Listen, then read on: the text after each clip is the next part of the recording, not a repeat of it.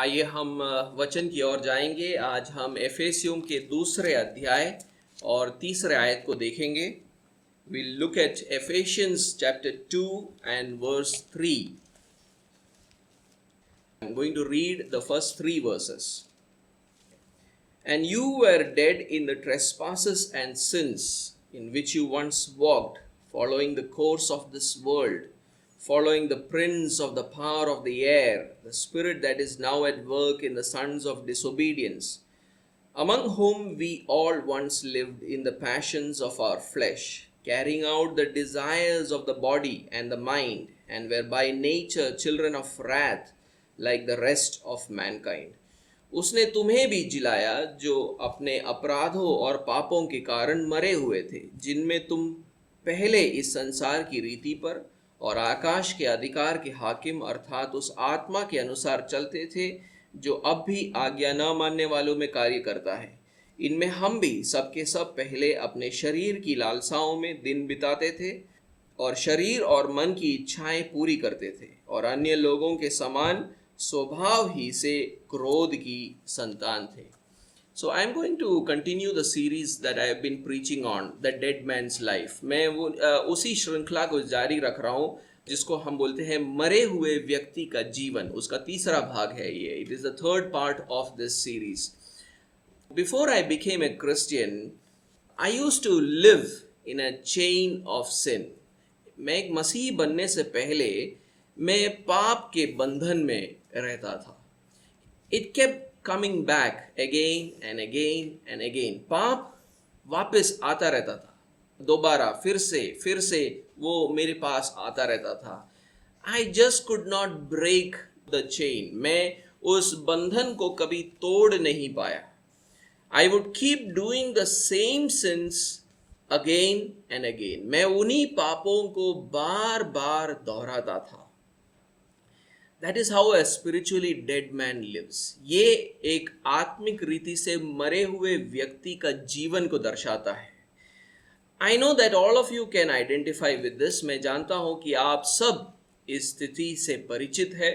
Some of you lived like this in the past. आप में से कुछ लोग इस तरह जीते थे कुछ साल पहले। Some of you are living like this right now. शायद आप में से कुछ लोग आज इसी स्थिति में हैं। All of us have gone through this. हम सब इस स्थिति से गुजर चुके हैं। But let me tell you, there is hope. मैं आपको बताना चाहता हूँ कि इस स्थिति में भी आशा है। My chain of sin was broken. मेरा ये जो पाप करने का जो बंधन था वो एक दिन टूट गया। Even though I still sin today, आज भी मैं पाप करता हूँ। Sin does not hold that kind of power over me. लेकिन पाप आज मेरे ऊपर उस प्रकार का एक सामर्थ का उपयोग नहीं कर पाता है। It is not like a chain that I have to keep going on and on. मैं एक बंधन में नहीं हूँ कि मैं लगातार मैं उन्हीं चीज़ों को करता रहता हूँ। I got victory over the habit of sinning. मैं पाप के स्वभाव से मुझे मुक्ति मिली है। But what keeps us in that chain of sin? अगर सोचने जाए तो हमें क्या है ऐसा जो हमें उस बंधन में बनाए रखता है? That is what Paul is going to teach us today. उसी बात को आज पौलुस जो है हमें शिक्षा दे रहा है। The dead man's life and the solution God has given to us. उस मृत मनुष्य की जीवन की अवस्था और परमेश्वर ने उसके अंदर हमें क्या समाधान दिया है उसको आज हम सीखेंगे। So Paul has been talking to the Gentile Ephesian believers. तो पौलुस जो है इफिसुस के अन्य जातियों में से आए विश्वासियों से बात कर रहा था। That before their faith in Jesus Christ, they were spiritually dead. वो बोल रहा है उनसे कि यीशु मसीह में विश्वास करने से पहले आत्मिक रीति से तुम मरे हुए थे। And they lived in bondage और बंधन में थे। You were in bondage to the present evil age and to the devil. आप इस दुष्ट युग और शैतान के बंधन में थे। He also told them that the devil controls the spirit which works in the sons of disobedience. वो उनको ये भी बोलता है कि शैतान जो है आज्ञा न मानने वालों में कार्य करने वाले आत्मा को नियंत्रित करता है. Now he continues his teaching here in verse 3 that among them we too all formerly lived. और यहाँ पर तीसरे आयत में वो अपनी शिक्षा को ये बोलकर जारी रखता है कि इनमें हम भी सब के सब पहले दिन बिताते थे. Now among them means among the sons of disobedience. इनमें का मतलब है कि आज्ञा न मानने वालों में. Who are the sons of disobedience? आज्ञा न मानने वाले कौन है? Those who disobey the gospel, जो सुसमाचार को नहीं मानते हैं. Those who reject Jesus Christ, जो यीशु मसीह को ठुकराते हैं. Those who are under the influence of the devil, जो शैतान के प्रभाव में आज भी रहते हैं. Paul tells the Gentile believers that he and the rest of the Jews were also like them. पौलुस अन्य जातियों से आए विश्वासियों को बोलता है कि वो खुद और उसके जैसे बाकी यहूदी लोग भी उन्हीं के जैसे थे, आज्ञा न मानने वाले थे. They were also the sons of disobedience. And like them, they also lived in the lusts of their flesh. और उन्हीं के तरह वो भी शरीर की लालसाओं में दिन बिताते थे. Now the verb used there, lived, shows their ethical conduct as unbelievers. वहां पर जो शब्द का इस्तेमाल किया गया है दिन बिताते थे, वो दिन बिताना इस बात को दर्शाता है कि जब वो अविश्वासी थे तब उनका नैतिक आचरण कैसा था. It is parallel to the verb walked in verse 2. दूसरे आयत में जो क्रिया का इस्तेमाल हुआ है चलते थे, उसके बराबर है ये वाला क्रिया बिताते थे. तो दोनों एक ही अर्थ है. It is the same meaning. There Paul says that the Gentile believers of Ephesus used to walk in their trespasses and sins. वहां पर दूसरे आयत में पौलुस ने अन्य जातियों में से आए एफिसस के विश्वासियों से वो कह रहा था कि तुम अपराधों और पापों में चलते थे. So what does it mean to say now that we live in the lusts of our flesh? तो अब यहां पर पौलुस बोल रहा है कि हम शरीर की लालसाओं में दिन बिताते हैं. इसका क्या मतलब है? It is similar to walking in trespasses and sins. ये अपराधों और पापों में चलने के बराबर है. But here Paul is trying to show us something more. लेकिन यहाँ पर पौलुस कुछ और भी बातों को बता रहा है. A deeper truth, एक गहरी सच्चाई को वो हमारे सामने रख रहा है. It is important to understand what Paul means by those terms. Flesh, lusts of the flesh. वो जो पदों का इस्तेमाल वहां पर पौलुस करता है उनको समझना बहुत जरूरी है. शरीर, शरीर की लालसाएं, इसका क्या मतलब है? What is the meaning of this? So what is the meaning of flesh? शरीर का मतलब क्या है? Paul often uses this term to explain a person's biological identity. पौलुस अक्सर जो है इस पद का इस्तेमाल करता है एक व्यक्ति के जैविक पहचान को बताने के लिए. For example, in Romans chapter 1 and verse 3, he says that according to the flesh, Jesus was born to a descendant of David. Romeo के पहले अध्याय तीसरे आयत में वो कहता है कि शरीर के भाव से यीशु मसीह दाऊद के वंश से उत्पन्न हुआ है. So he is giving the biological identity of Jesus. तो वो वहां पर यीशु मसीह का जैविक पहचान को दे रहा है. And then in Romans chapter 4 and verse 1, he says that according to the flesh, Abraham is our forefather. Romeo के चौथे अध्याय पहले आयत में वो बोलता है शरीर के भाव से अब्राहम यहूदियों का पिता है.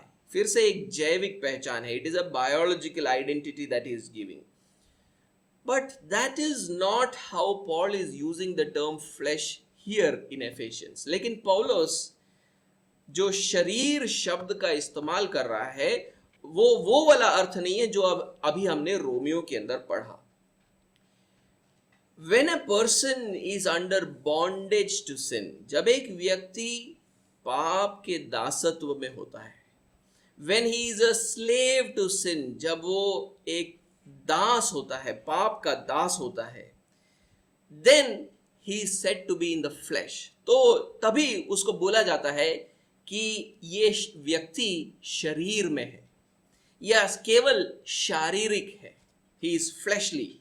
Let me read for you from Romans chapter 7. मैं चाहता हूं कि रोमियो के 7वें अध्याय और 14वें आयत को पढूं. I'll read Romans 7 verse 14. For we know that the law is spiritual, but I am of the flesh, sold under sin. यहां पर वो बोलता है, हम जानते हैं कि व्यवस्था तो आत्मिक है, परंतु मैं शारीरिक या मैं शरीर में हूं, मैं शारीरिक और पाप के हाथ बिका हुआ हूं, यानी मैं पाप को बिका हुआ हूं.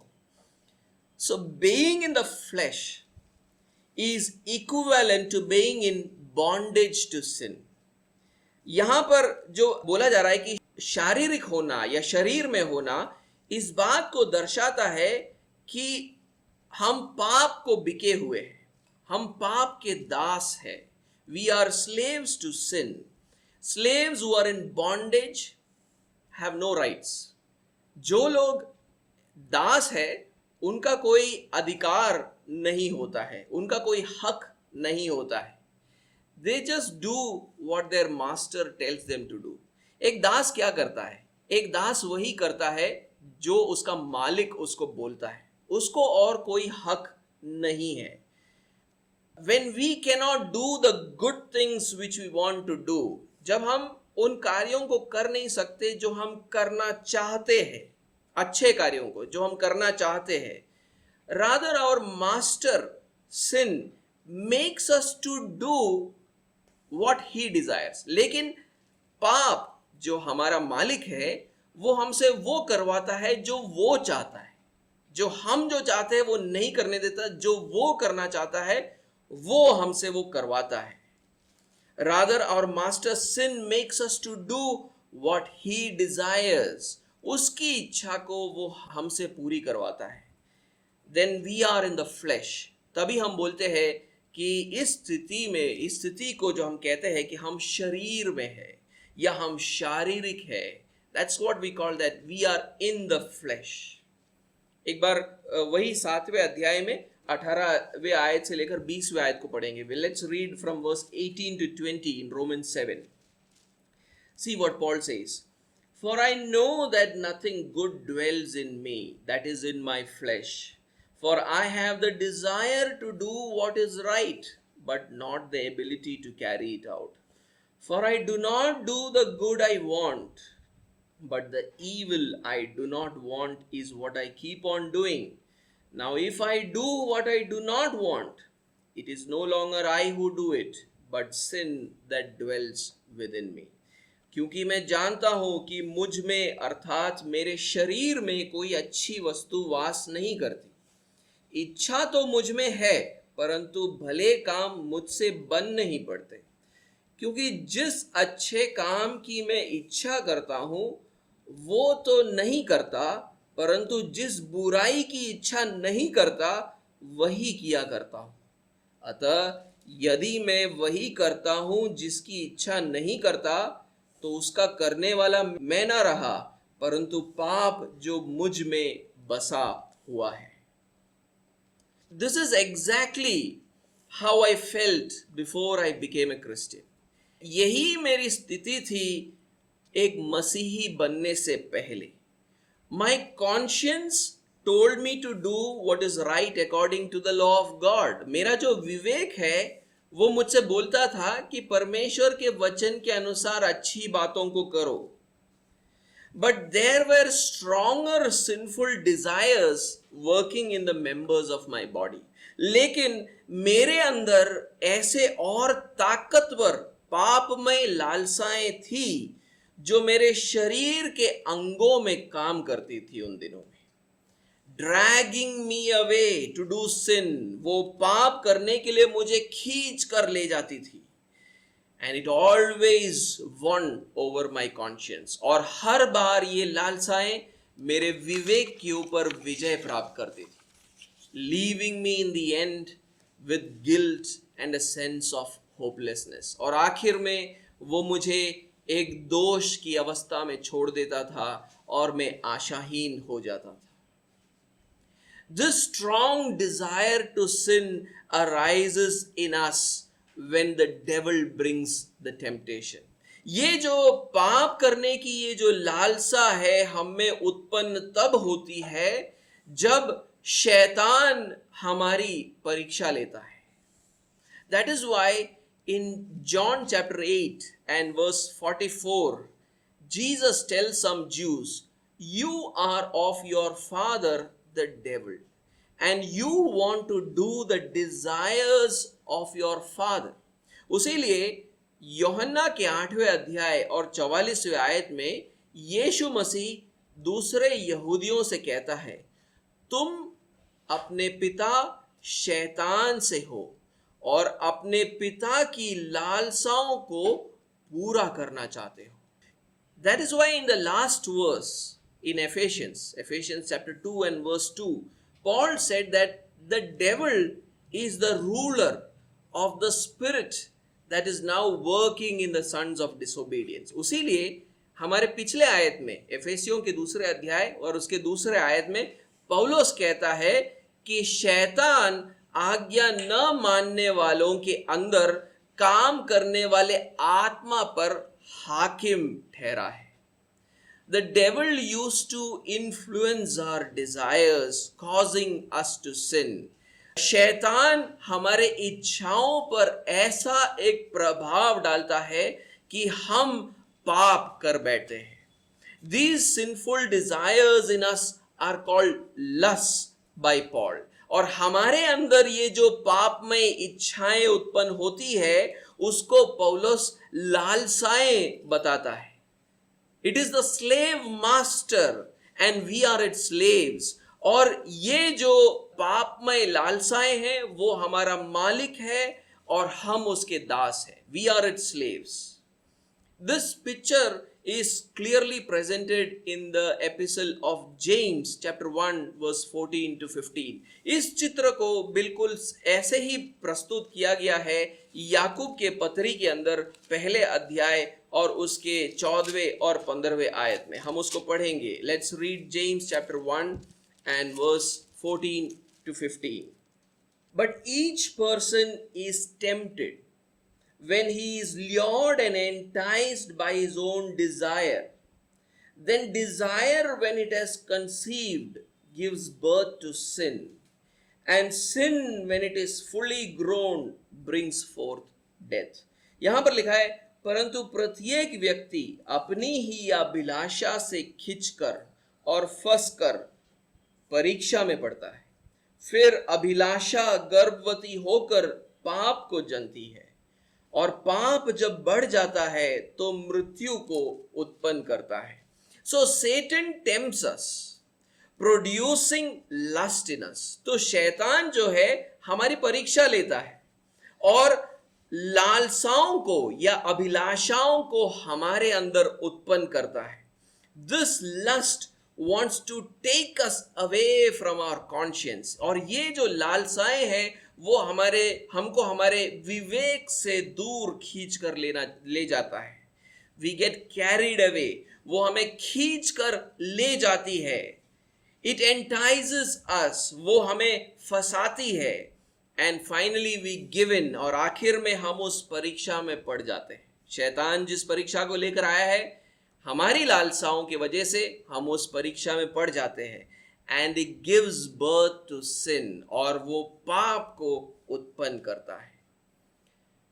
When we are in the flesh, bondage to sin, many types of lusts arise in us. जब हम शरीर में होते हैं, जब हम पाप के दासत्व में थे, तो अलग अलग प्रकार की लालसाएं हम में उत्पन्न होती है.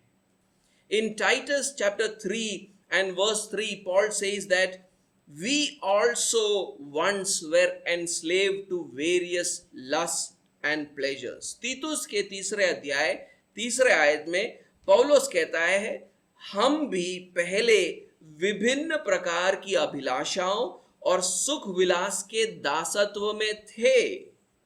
In our verse also, Paul says that they used to indulge or carry out the desires of the flesh and of the mind. हमारे आयत में भी, आज के आयत तीसरे आयत में पौलुस कहता है कि वो भी शरीर और मन की इच्छाओं को पूरा करता था. Those who are in bondage to sin carry out the desires of the flesh and the fleshly mind. जो लोग पाप के दासत्व में हैं वो अपने शरीर और मन की इच्छाओं को पूरी करना चाहते हैं. They are called deeds of flesh. और जब ये पूरी होती है इनको शरीर के काम कहा जाता है. Paul mentions some of them. पौलुस ऐसे ही कुछ शरीर के कामों को बताता है गलातियों के 5वें अध्याय में. Let's read Galatians chapter 5. गलातियों का 5वां अध्याय 19 से लेकर 21, verse 19 to verse 21. Now the works of the flesh are evident: sexual immorality, impurity, sensuality, idolatry, sorcery, enmity, strife, jealousy, fits of anger, rivalries, dissensions, divisions, envy, drunkenness, orgies and things like these. वो बोलता है यदि तुम आत्मा के चलाए चलते हो तो व्यवस्था के अधीन न रहे. फिर वो बोलता है शरीर के काम तो प्रकट है. क्या है?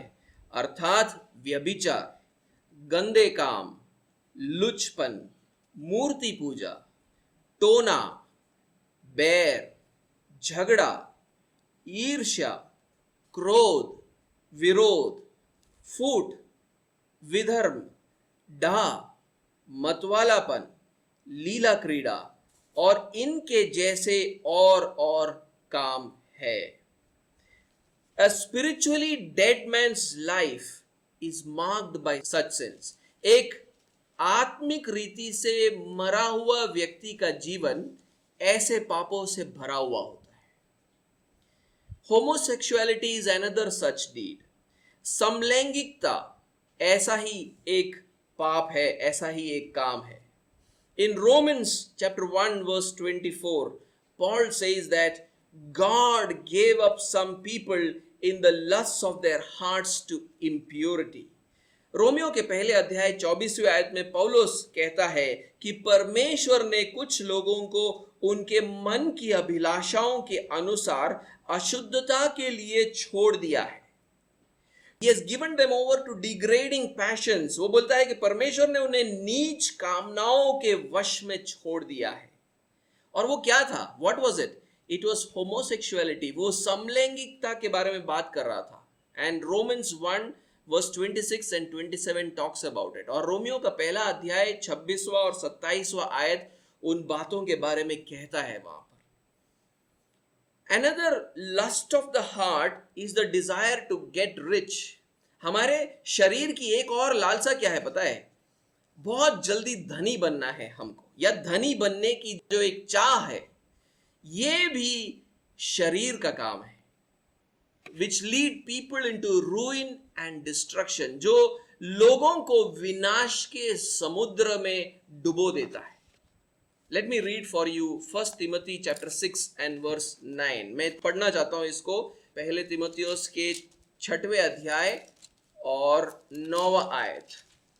But those who desire to be rich fall into temptation, into a snare, into many senseless and harmful desires that plunge people into ruin and destruction.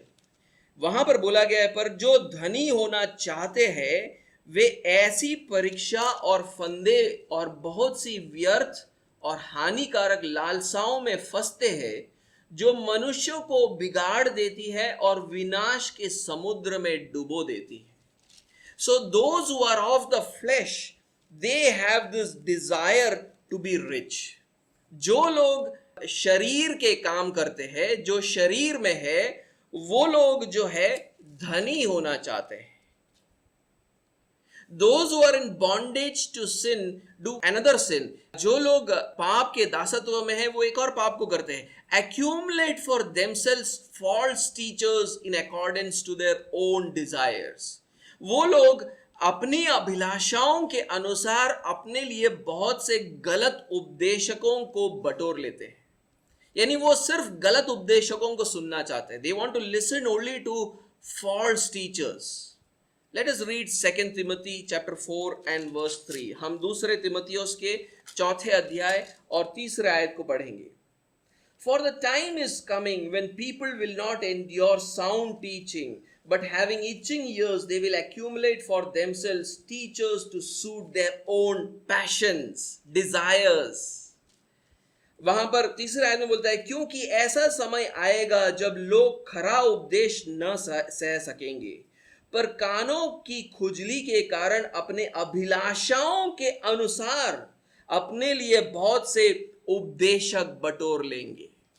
तो जब आप गलत उपदेशकों के तरफ लगातार खींचे चले जाते हो, ये दर्शाता है कि आप अभी भी शरीर की अवस्था में हो. Those who are continuously attracted towards false teachers show that they are still in bondage to their sin. All these are deeds which a man in the flesh does. ये सारे ऐसे कार्य हैं जिनको हमने अभी पढ़ा, जो शरीर में रहने वाला मनुष्य करता है. Because of the lust within him, क्योंकि उनके अंदर ऐसी लालसाएं काम करती है. Let me take an illustration. मैं एक उदाहरण को लेना चाहता हूं. An alcoholic man is a man in the flesh. जो व्यक्ति पियक्कड़ है, वो शरीर में रहने वाला मनुष्य है. He listens to a sermon in the church. Drunkenness is sin. वो शायद कलीसिया में जाता भी है और सुनता है कि पियक्कड़पन एक पाप है. Monday morning, his conscience tells him, I should not get drunk. सोमवार सुबह वो उठकर वो अपने जो विवेक की बात को सुनता है कि मुझे पियक्कड़ नहीं बनना है. But on his way back from work, the devil tells him, you need a drink, you need to relax. वो जब नौकरी खत्म कर कर शाम को वापस आता है, तो शैतान परीक्षा को लेकर आता है. वो उसे कहता है, तूने आज बहुत मेहनत किया, अब थोड़ा पी कर थोड़ा आराम कर लेते हैं. But his conscience reminds him, drunkenness is sin. लेकिन उसका विवेक उसको याद दिलाता है, पियक्कड़पन एक पाप है. The devil now shows him a billboard with brands of whiskey all over it. शैतान फिर वापस आता है और वो उसे एक विज्ञापन दिखाता है जहां पर अलग अलग विस्की के ब्रांड उसको वो दिखाता है. That's it. वहां पर बात खत्म हो जाती है. The sinful desires in his heart are awoken. उसके मन में बसे पापमय लालसाएं वहां पर जाग जाती है. He falls for it. वो उस परीक्षा में गिर जाता है. And commits a deed of the flesh. और वो शरीर के काम को करता है. Once again that night he reaches back home drunk. फिर से एक बार वो अपने घर पर पियक्कड़पन की दशा में पहुंचता है. I took the example of drunkenness. मैंने सिर्फ पियक्कड़पन का उदाहरण लिया. But you know the lust that you struggle with. आप जानते हो आप कैसी लालसाओं में फंसे हो. The process remains the same. ये जो प्रक्रिया है वो ऐसी ही रहती है. You are in bondage to the lust of the flesh. ऐसी अगर आप एक अवस्था में हो तो आप आपके शरीर के लालसाओं के बंधनों में हो. In verse 3 हम एफेसियों में वापस जा रहे हैं. The second part, Paul tells that we were by nature children of wrath even as the rest. तीसरे आयत में दूसरे भाग में पौलुस कहता है कि हम अन्य लोगों के समान स्वभाव ही से क्रोध की संतान थे. When Paul and the other Jews were in this condition of bondage to the lusts of the flesh, they were called children of wrath. जब पौलुस और दूसरे यहूदी अपने शरीर की लालसाओं के दासत्व में थे, तो ये बोला जाता था कि वो क्रोध की संतान थे. The phrase children of wrath means that they deserved God's wrath because of their sinful condition. क्रोध के संतान होने का मतलब है कि उनके पापमय स्थिति के कारण वो परमेश्वर के क्रोध के योग्य थे. God's wrath is also presented by the term death. परमेश्वर का जो क्रोध है वो उसको मृत्यु करके भी बताया जाता है. That is why Paul says in Romans chapter 7 and verse 5, let's read what's there. हम एक बार पढ़ेंगे रोमियो का 7वां अध्याय और 5वां आयत. For while we were living in the flesh, our sinful passions aroused by the law were at work in our members to bear fruit for death. वो बोलता है क्योंकि जब हम शारीरिक थे तो पापों की अभिलाषाएं जो व्यवस्था के द्वारा थी, मृत्यु का फल उत्पन्न करने के लिए हमारे अंगों में काम करती थी.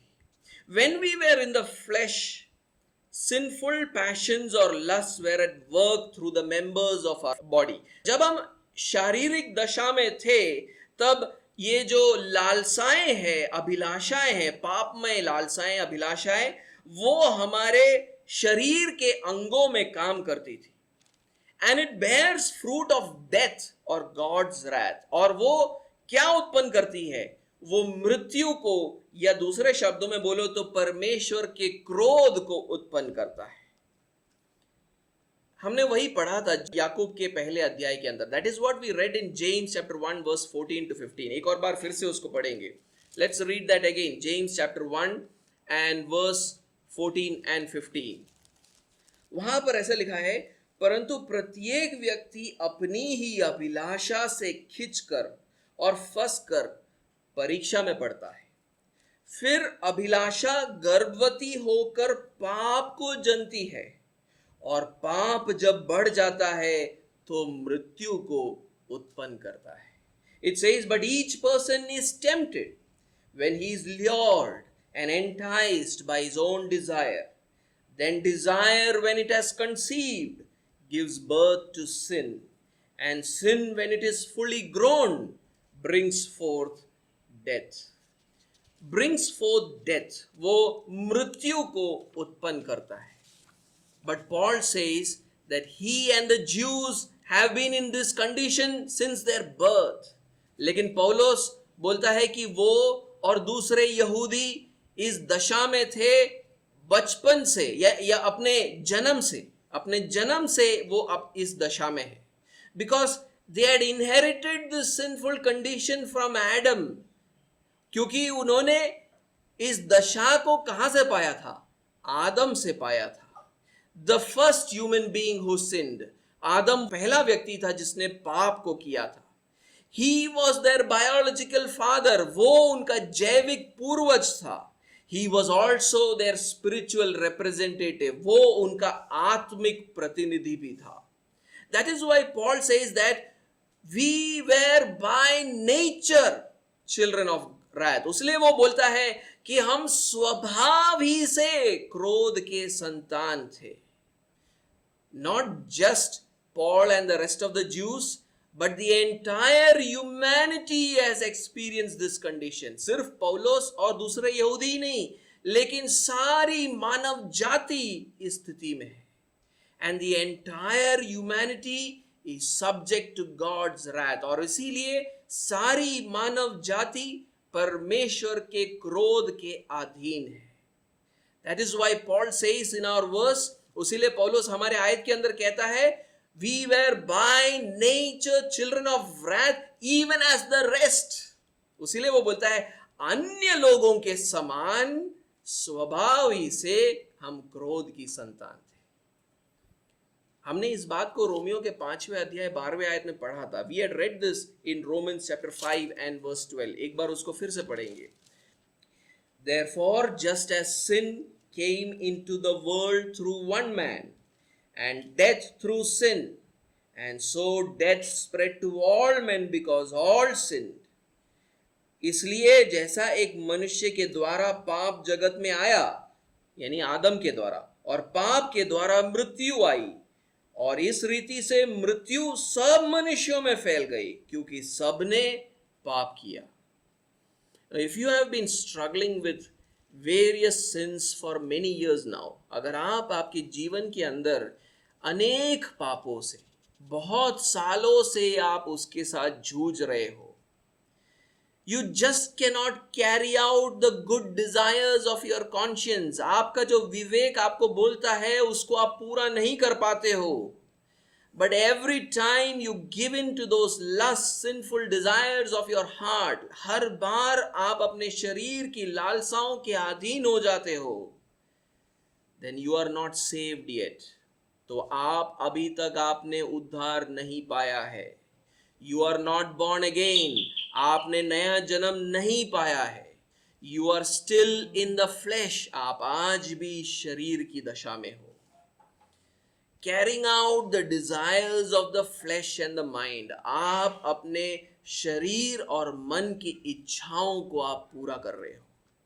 That is why look what John says in 1 John chapter 3 and verse 9. उसलिए आप पढ़कर देखिए कि पहले यूहन्ना उसके 3 अध्याय 9वें आयत में क्या लिखा हुआ है. It says, no one born of God makes a practice of sinning, for God's seed abides in him, and he cannot keep on sinning because he has been born of God. Notice that. He says that you cannot make it a practice of sinning. You cannot go on sinning if you have been born of God. वहां पर 9वें आयत में बोलता है, जो कोई परमेश्वर से जन्मा है वह पाप नहीं करता. यानी ऐसे शायद अनुवाद ऐसा होना चाहिए, लगातार पाप नहीं करता है, जैसे इंग्लिश अनुवाद के अंदर लिखा हुआ है, क्योंकि उसका बीज उसमें बना रहता है और वह पाप कर नहीं सकता, लगातार नहीं कर सकता, क्योंकि परमेश्वर से जन्मा है, क्योंकि परमेश्वर से वो जन्मा है. So if you are born again, you cannot be practicing sin continually. अगर आपने नया जन्म पाया है तो आप एक लगातार पापों में फंसे हुए नहीं रह सकते.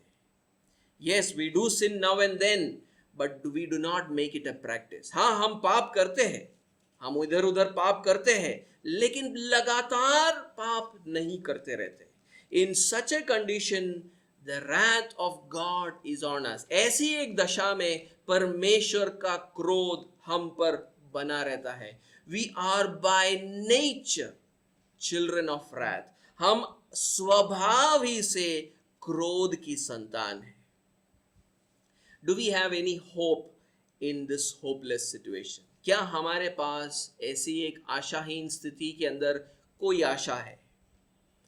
Romans 8 verse 1 says that there is now no condemnation for those who are in Christ Jesus. Romeo का 8वां अध्याय पहला आयत कहता है, अब जो मसीह यीशु में है उन पर दंड की आज्ञा नहीं है. The Holy Spirit has liberated us from the power of sin and death. पवित्र आत्मा ने हमको पाप की और मृत्यु की अवस्था से स्वतंत्र कर दिया है. इसको हम पढ़ेंगे, रोमियो में वापस चलेंगे, रोमियो का 8वां अध्याय और उसका 2 आयत में ये लिखा हुआ है. Let's read that in Romans chapter 8 and verse 2. For the law of the Spirit of life has set you free in Christ Jesus from the law of sin and death. वो बोलता है क्योंकि जीवन की आत्मा की व्यवस्था ने मसीह यीशु में मुझे पाप की और मृत्यु की व्यवस्था से स्वतंत्र कर दिया है. But the Holy Spirit did this on the basis of what the Father first did through his Son. लेकिन पवित्र आत्मा ने इस आधार पर किया है कि परमेश्वर पिता ने अपने पुत्र को पहले भेजा था, वो उसका आधार था, उसीलिए पवित्र आत्मा ने हमको स्वतंत्र किया। The law of Moses could not give the Jews eternal life because in the weakness of their flesh they could not fulfill the law. मूसा का नियम उनको जीवन देना चाहिए था यहूदियों को, लेकिन वो अपनी शरीर की दशा में होने के कारण, शरीर की कमजोरी के कारण नियम जो है, व्यवस्था जो है, उनको जीवन नहीं दे पाया। Let's read that in verse 3 and the first part of it. तीसरे आयत के पहले भाग में देखो क्या लिखा है। For God has done what the law weakened by the flesh could not do. वो बोलता है क्योंकि जो काम व्यवस्था शरीर के कारण दुर्बल होकर ना कर सकी, उसको परमेश्वर ने किया। What did God do? परमेश्वर ने क्या किया? The Father sent his Son as an offering for sin. परमेश्वर पिता ने अपने पुत्र को एक बलि होने के लिए भेजा। वो लिखा है तीसरे आयत के दूसरे भाग में। Let's read that verse 3 and the second part. By sending his own Son in the likeness of sinful flesh, and for sin he condemned sin in the flesh. क्योंकि जो काम व्यवस्था शरीर के कारण दुर्बल होकर ना कर सकी, उसको परमेश्वर ने किया, अर्थात अपने ही पुत्र को पापमय शरीर की समानता में और पाप बलि होने के लिए भेजकर शरीर में पाप पर दंड की आज्ञा दी। Jesus' death on the cross became the ransom for our sins. यीशु मसीह जब क्रूस पर मरा, वो हमारे पापों के लिए उसने एक दाम को चुकाया है। All our sins are forgiven. हमारे सारे पाप जो है वो क्षमा हो जाते हैं, और जब पाप क्षमा हो जाते हैं तो पाप का हमारे ऊपर अब कोई सामर्थ्य बच नहीं जाता है। In this way, because Jesus died on the cross, forgave all our sins, God forgave all our sins, the power of sin over us was broken. That is why Paul says he condemned sin in the flesh. उसीलिए पौलुस कहता है उसने शरीर में पाप पर दंड की आज्ञा दी। यीशु मसीह ने शरीर में आकर पाप को दंड की आज्ञा दी। And that is why the Holy Spirit gives you a new heart. उसीलिए पवित्र आत्मा आपको एक नया मन देता है। He takes away the old heart full of sin. वो पाप में अभिलाषाओं से भरा हुआ हृदय आपके अंदर से निकालता है और ऐसा एक नया मन देता है जो यीशु मसीह से प्रेम करता है। He gives you a new heart that loves Jesus Christ, a heart which accepts him as savior and lord. एक ऐसा मन देता है जो यीशु मसीह को अपना उद्धारकर्ता और प्रभु मानता है। Through faith in him, sins have been forgiven and the wrath of God is removed. यीशु मसीह के ऊपर विश्वास करने से हमारे पाप क्षमा हो गए और परमेश्वर का क्रोध अब हम पर नहीं है। Because Jesus has already paid for the sins of all those who would believe in him. क्योंकि यीशु मसीह ने जो भी उस पर विश्वास करता है उनके पापों का दाम उसने चुका दिया है। That is why in verse 1 there it is said, there is now no condemnation for those who are in Christ Jesus. उसीलिए पहले आयत में ये लिखा था कि अब जो मसीह यीशु में है उन पर दंड की आज्ञा नहीं है। Through faith in Jesus we get victory over sin's power. यीशु मसीह के ऊपर विश्वास करने से हमें पाप के सामर्थ्य से छुटकारा मिलता है। That is why Paul says in Galatians chapter 5 and verse 24, now those who belong to Christ Jesus have crucified the flesh with its passions and desires. उसीलिए पौलुस गलातियों के 5वें अध्याय 24वें आयत में बोलता है, जो मसीह यीशु के है उन्होंने शरीर को उसकी लालसाओं और अभिलाषाओं समेत क्रूस पर चढ़ा दिया है. The lusts of the flesh have no more control over you. शरीर की जो लालसाएं हैं वो अब आपके ऊपर नियंत्रण नहीं करती है. If you have been succumbing to sin for many years, अगर आप बहुत सालों से पाप के अंदर जूझ रहे हो, not being able to fulfill the law of God, आप परमेश्वर की व्यवस्था को पूरा नहीं कर पा रहे हो, not being able to do what is good, अच्छे बातों को, भले कामों को आप कर नहीं पा रहे हो, and you're feeling the weight of God's wrath, आप परमेश्वर के क्रोध का बोझ आप अनुभव कर रहे हो. I pray this morning that God will liberate you by the work of the Holy Spirit. आज सुबह मेरी ये प्रार्थना है कि परमेश्वर आपको उस स्थिति से छुटकारा दे, स्वतंत्रता दे. I pray that the Holy Spirit will give you a new heart. मेरी ये प्रार्थना है कि पवित्र आत्मा आपको एक नया मन दे. That the Holy Spirit will give you the ability to see Jesus as your Lord and Savior who died on the cross for your sins. मैं प्रार्थना करना चाहूँगा कि पवित्र आत्मा आपको ये समझने की शक्ति दे कि यीशु मसीह हमारा प्रभु और उद्धार करता है जो हमारे पापों के लिए क्रूस पर मरा. When the power of sinful desires is broken, we are no more under its bondage. जब पाप का जो सामर्थ है हम पर वो टूट जाता है, अब हम बंधन में नहीं है. We are no more in bondage.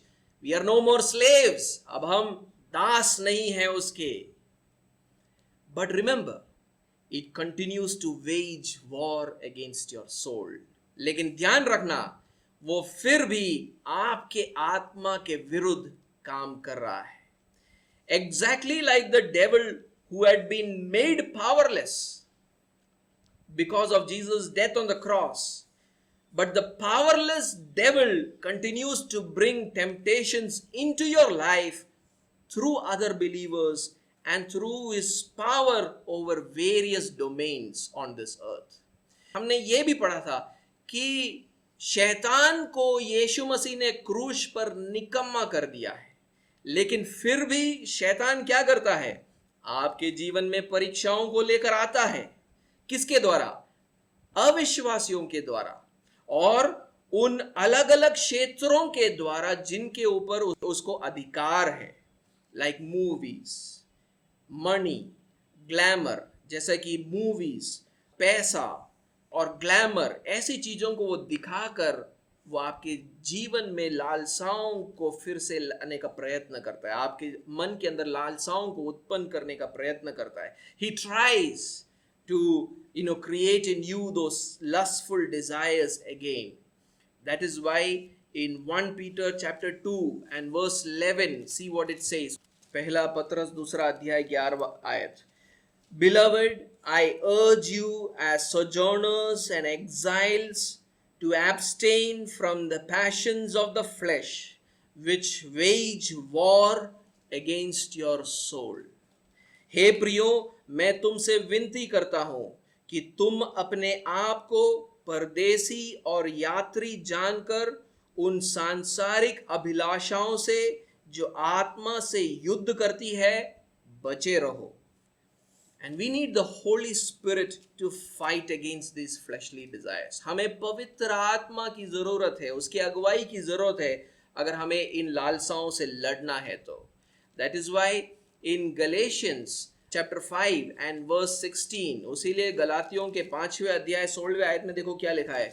But I say, walk by the Spirit and you will not gratify the desires of the flesh. उसलिए वो बोलता है गलातियों के 5वें अध्याय 16वें आयत में, पर मैं कहता हूं आत्मा के अनुसार चलो तो तुम शरीर की लालसा किसी रीति से पूरी नहीं करोगे.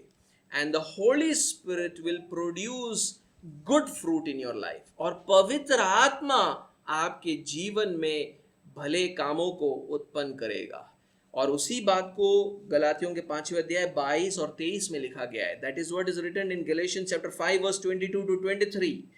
But the fruit of the Spirit is love, joy, peace, patience, kindness, goodness, faithfulness, gentleness, self-control. Against such things there is no law. उसीलिए वहां पर लिखा है, पर आत्मा का फल क्या है? प्रेम, आनंद, शांति, धीरज, कृपा, भलाई, विश्वास, नम्रता और संयम है. ऐसे ऐसे कामों के विरोध में कोई भी व्यवस्था नहीं. So pray to the Holy Spirit to lead you into sanctification. पवित्र आत्मा से मांगो कि हम पवित्रता में बढ़ सकें. Pray that the Holy Spirit will cleanse you with the truth of the word of God. आप पवित्र आत्मा से प्रार्थना करें कि पवित्र आत्मा अपने वचन के द्वारा तू मुझे शुद्ध कर. Pray to the Holy Spirit that he will cleanse you through the fellowship of the church. प्रार्थना करें पवित्र आत्मा से कि कलीसिया के संगति के द्वारा तू मुझे शुद्ध करता जा.